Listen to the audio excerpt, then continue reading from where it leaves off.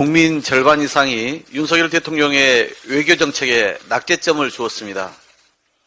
최근 여론조사에서 국민 52.8%가 윤석열 정부 외교 정책은 25점도 안 된다고 판단한 것입니다.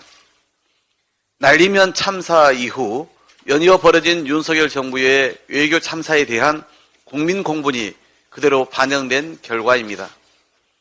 대다수 국민은 한일 정상회담이 굴욕적이라고 평가했습니다.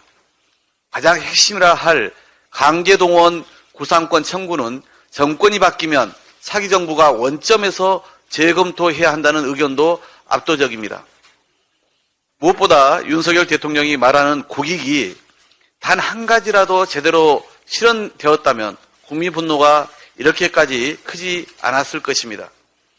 하지만 현실은 일본 정부에 일방적으로 퍼준 것은 물론 의심의 여지 없는 독도와 위안부 문제 등에 대해 기시다 총리와 자민당 의원은 물론 일본 언론에게까지 뒤통수를 맞고 있습니다. 윤석열 정부의 외교 무능이 정상회담의 후폭풍을 초래한 셈입니다.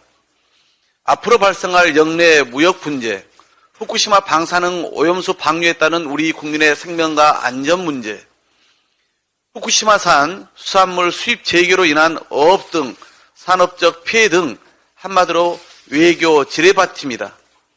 이러니 국민은 차기 정부에서라도 바로잡아야 한다고 요구하는 것입니다. 민주당이 청문회를 포함한 국정조사를 추진하려는 이유도 국민의 우려를 국회라도 나서서 불식시키기 위함입니다. 윤석열 정부의 외교 참사로 인한 국익 손실을 우리 국회가 계속 방치한다면 이 또한 심각한 직무유기입니다. 한일 굴욕회담의 결과를 도저히 받아들일 수 없는 국민들께서 대통령이 실패한 외교를 국회라도 바로잡으라는 명령을 이제는 받들어야 합니다.